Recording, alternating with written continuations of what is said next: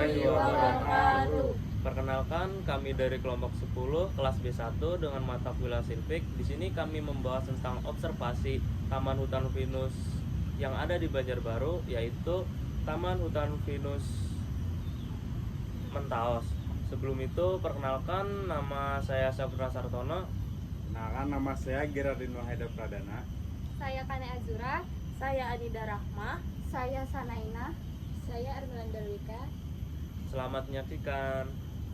Mengapa hutan pinus disebut sebagai ekosistem? Karena hutan pinus disebut ekosistem karena di dalamnya terdapat komponen biotik dan abiotik. Contoh dari komponen biotik yaitu produsen. Produsen itu terdiri atas pohon pinus, rumput, semak, dan tumbuhan bawah seperti alga.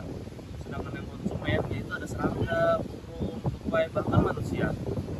Yang terakhir ada dekomposter, contohnya kayak jamur dan bakteri yang mengurai sisa-sisa makhluk. Sedangkan komponen abiotik meliputi tanah, air, cahaya, suhu, dan kelembaban udara. Semua komponen ini bergabung membentuk satu kesatuan yang seimbang dan membentuk suatu ekosistem, maka itu disebut dengan ekosistem. Selanjutnya ada interaksi antar tumbuhan dan hewan.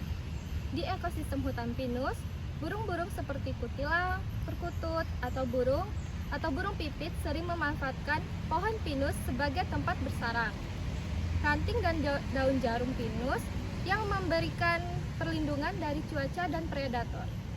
Selain itu, pohon pinus juga menyediakan getah dan bunga kecil yang menarik serangga seperti lebah, kupu-kupu, dan semut. Serangga ini membantu penyerbukan pada tanaman lain di sekitar hutan, sehingga menjadi keseimbangan reproduksi tumbuhan. Jadi, interaksi ini saling menguntungkan. Hewan mendapatkan tempat tinggal dan sumber makanan, serta tumbuhan terbantu dalam proses penyerbukan. Selanjutnya saya akan menjelaskan tentang interaksi pemangsa. Nah, interaksi pemangsa ini menunjukkan bahwa dalam hutan pinus itu ada hubungan saling memangsa. Contohnya seperti bila ada serangga atau ulat yang memakan daun atau batang pada pohon pinus, itu akan dimakan oleh burung pemakan serangga. Nah, burung-burung ini akan dimangsa oleh pemangsa lain seperti ular maupun elang.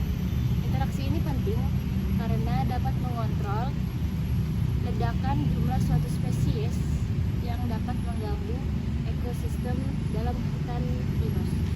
Ketidakseimbangan ekosistem itu dapat merusak pohon pinus itu sendiri karena dapat merusak batang maupun daun pada pohon pinus. Jadi interaksi ini sangat penting dalam mengontrol pemangsa dan yang dimangsa pada hutan pinus tersebut.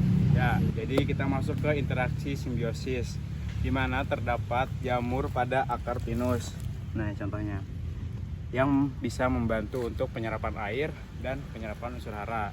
Lalu ini yang bisa dinamakan sebagai simbiosis mutualisme. Selain itu, manusia dapat berinteraksi dengan ekosistem ini. Misalnya sebagai contoh, pada di sini nih ada wisata hutan pinus dan juga bisa dimanfaatkan juga kayunya dengan cara agar tetap menjaga ekosistemnya agar tidak ada kerusakan pada ekosistem di hutan pinus ini. Selanjutnya ada penjelasan ekosistem dan hubungan hayati abiotik. Dalam ekosistem ini terjadi hubungan timbal balik antar komponen hayati dan abiotik. Contohnya, yang pertama, ada tumbuhan memerlukan cahaya matahari untuk fotosintesis.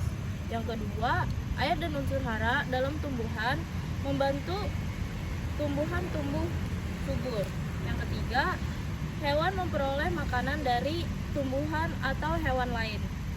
Yang keempat, ketika makhluk hidup mati, dekomposer seperti jamur dan bakteri menguraikannya menjadi unsur hara yang menyuburkan tanah kembali. Siklus ini terus berulang membentuk keseimbangan alami yang menjaga keberlanjutan hidup di ekosistem hutan pinus.